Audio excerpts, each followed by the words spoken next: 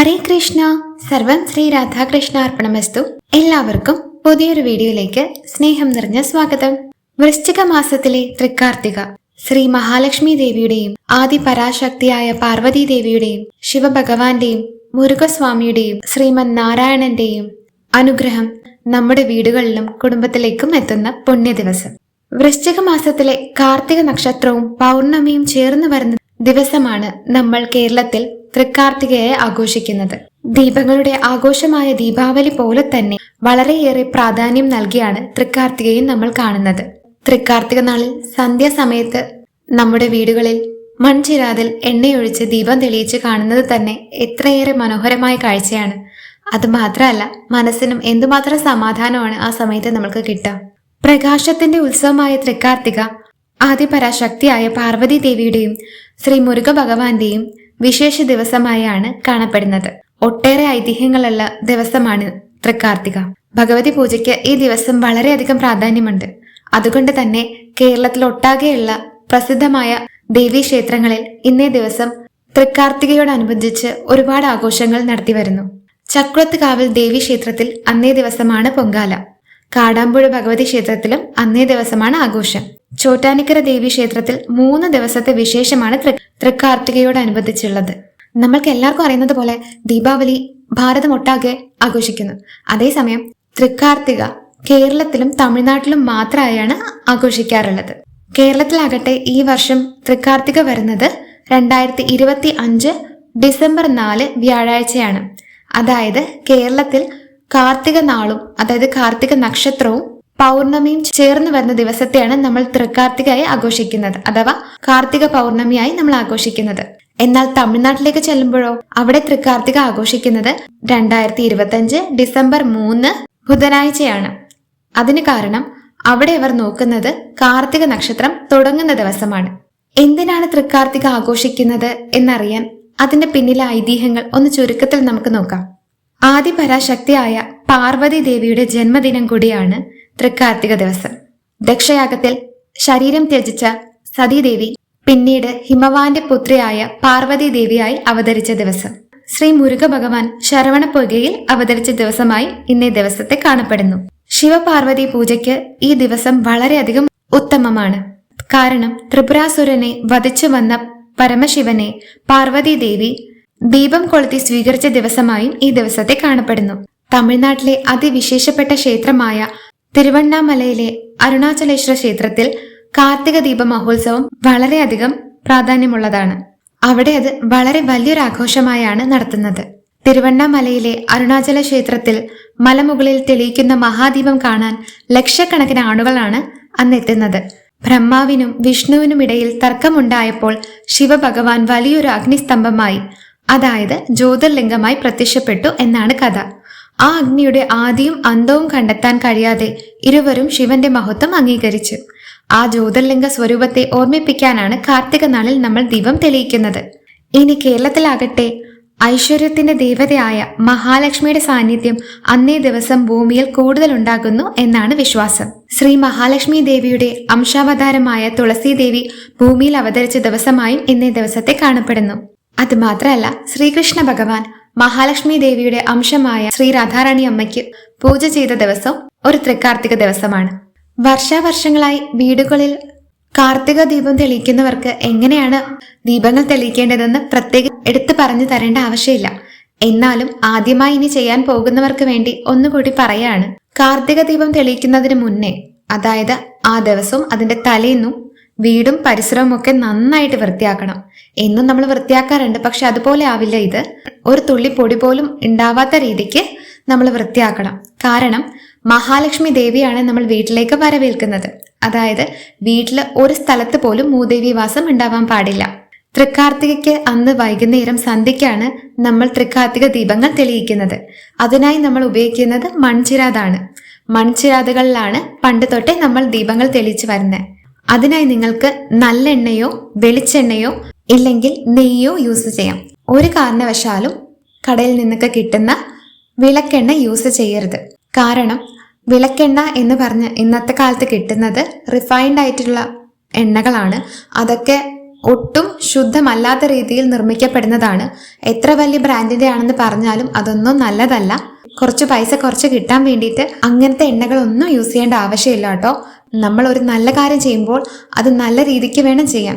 നിങ്ങൾക്ക് ഒത്തിരി ദീപങ്ങളൊന്നും തെളിയിക്കാനുള്ള സാമ്പത്തിക ശേഷി ഇല്ലെങ്കിൽ കൂടി ഒരു കുഴപ്പമില്ല, പറ്റുന്ന പോലെ വിളക്ക് തെളിയിക്കുക. ഇനി ഒരു വിളക്കാണ് പൂജാ റൂമിൽ ഭഗവാന്റെ മുമ്പിൽ ഒരു വിളക്കേ തെളിയിക്കാൻ പറ്റുള്ളെങ്കിൽ അത് മതി.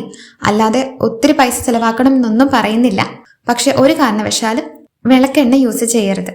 നല്ലെണ്ണയോ വെളിച്ചെണ്ണയോ പറ്റുമെങ്കിൽ നെയ്യോ ഉപയോഗിച്ച് വിളക്ക് വെക്കുക എന്നുള്ളതാണ്. ഇനി എവിടെയൊക്കെയാണ് വിളക്ക് വെക്കേണ്ടത് എന്ന് നിങ്ങൾക്ക് പ്രത്യേകം പറഞ്ഞു തരേണ്ട ആവശ്യമില്ല.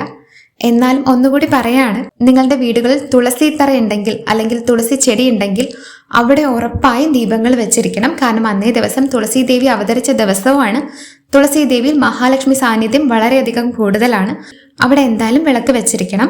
മാത്രമല്ല എല്ലാവർക്കും അറിയാന്നുള്ളത് പോലെ വീടിന് ചുറ്റും നിങ്ങൾക്ക് പറ്റുന്നത് പോലെ വിളക്ക് വെക്കുക. വീടിന്റെ മുൻവശത്ത് ഒത്തിരി വെക്കുക. ബാക്കി 4 കോർണേഴ്സിലായിട്ട് ഓരോരോ വിളക്കുകൾ വെച്ചാലും മതി. പിന്നെ വീടിന്റെ ഉള്ളിൽ എല്ലാ റൂംസിലും അന്നേ ദിവസം ലൈറ്റ് ഇട്ടേക്കുക. സന്ധ്യാസമയത്ത് മുഴുവൻ ലൈറ്റ് ഉണ്ടാവണം. രാത്രി ഒരു 8 മണിവരെയെങ്കിലും ആ ലൈറ്റ് കിടക്കുന്നത് നല്ലതാണ്. ബാത്റൂംസിലും ലൈറ്റ് ഇട്ടേക്കണം. ഒരു റൂം പോലും അന്ന് അന്ധകാരമായിരിക്കാൻ പാടുള്ളതല്ല. കഴിവതും എല്ലാ റൂമുകളിലും നിങ്ങൾ ഒരു മൺചിരാതിലെങ്കിലും വിളക്ക് വെക്കേണ്ടതാണ്. ബാത്റൂംസിലൊന്നും വിളക്ക് വെക്കാൻ പറ്റില്ലല്ലോ, അതുകൊണ്ടാണ് ബാത്റൂംസിൽ നിങ്ങൾ ലൈറ്റ് ഇടുക എന്ന് പറഞ്ഞത്. നിങ്ങളുടെ വീട്ടിൽ കിണറുണ്ടെങ്കിൽ കിണറിന് ചുറ്റും വിളക്ക് വെക്കേണ്ടതാണ്. തൊഴുത്തുണ്ടെങ്കിൽ അവിടെയും വെക്കേണ്ടതാണ്. അങ്ങനെ എല്ലാ കോണുകളിലും എവിടെ നോക്കിയാലും ഒരു ദീപമെങ്കിലും ഉണ്ടാവണം. ഒരിടത്ത് പോലും അന്ധകാരം പാടില്ല. അതായത് മഹാലക്ഷ്മി ദേവി വീടുകൾ കയറി കഴിഞ്ഞാൽ പിന്നെ അവിടെ ഐശ്വര്യമാണുള്ളത്. അപ്പോൾ എവിടെയെങ്കിലും കുറച്ചെങ്കിലും അന്ധകാരം ഉണ്ടെങ്കിൽ അവിടെ മൂദേവി വാസം ഉണ്ടാവും എന്നാണ് വിശ്വാസം. അങ്ങനെ ഒരിക്കലും പാടില്ല, പ്രത്യേകിച്ച് ഇന്നേ ദിവസം. അതുകൊണ്ടാണ് അങ്ങനെ പറഞ്ഞത്. നമ്മുടെ മനസ്സിലെയും വീട്ടിലെയും കഷ്ടപ്പാടുകളെയും ദുഃഖങ്ങളെയും തിന്മകളെയും നീക്കം ചെയ്യാൻ വേണ്ടിയിട്ടാണ് ഈ തൃക്കാർത്തിക ആഘോഷിക്കുന്നത്. ഓരോ ദീപങ്ങൾ നിങ്ങൾ തെളിയിക്കുമ്പോഴും ദീപം ജ്യോതി പരബ്രഹ്മം എന്ന ശ്ലോകം ചൊല്ലാണെങ്കിൽ വളരെ ഉത്തമാട്ടോ. ഒന്നുകൂടി പറയാം, ദീപം ജ്യോതി പരബ്രഹ്മം. ഇനി അതും പറയാൻ പറ്റില്ല എന്നാണെങ്കിൽ ദേവി നാമങ്ങൾ ജപിച്ചോളൂ കേട്ടോ.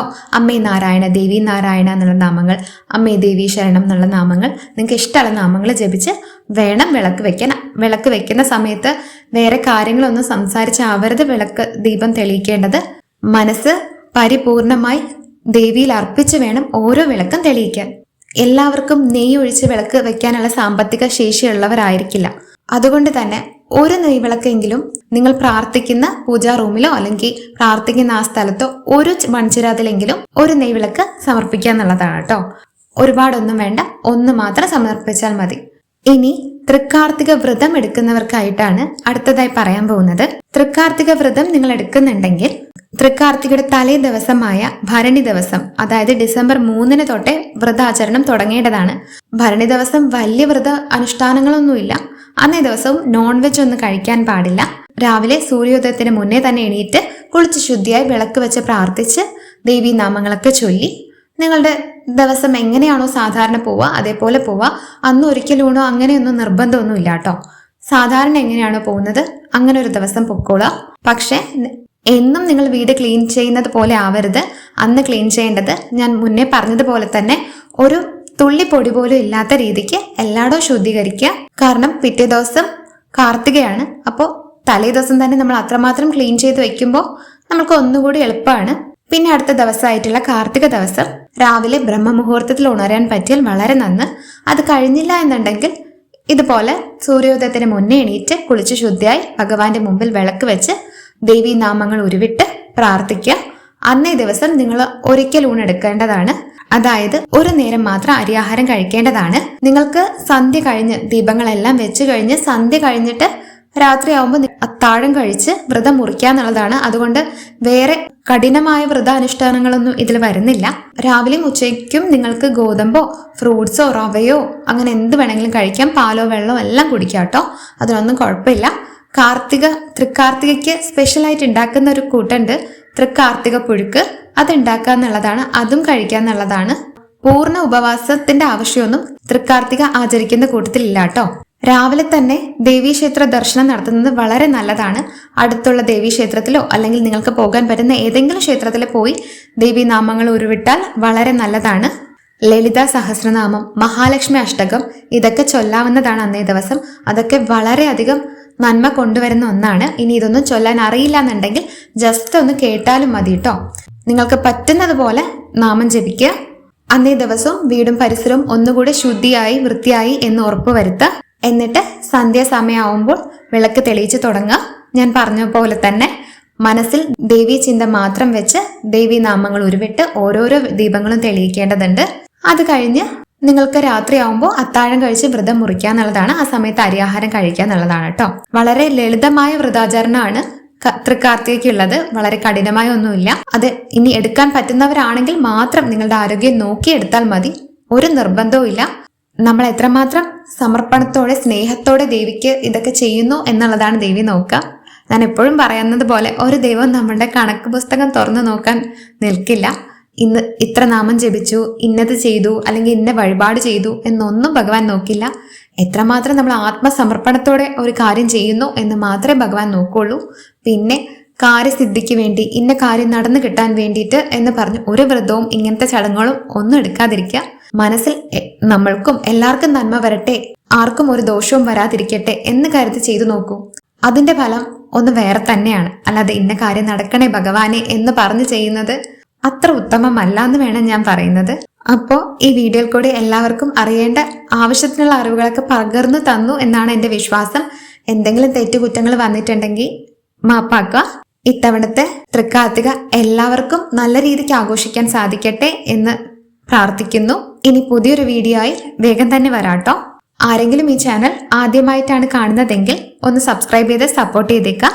ജയ് ജയ് ശ്രീ രാധേശ്യാം. സർവം ശ്രീ രാധാകൃഷ്ണാർപ്പണമസ്തു.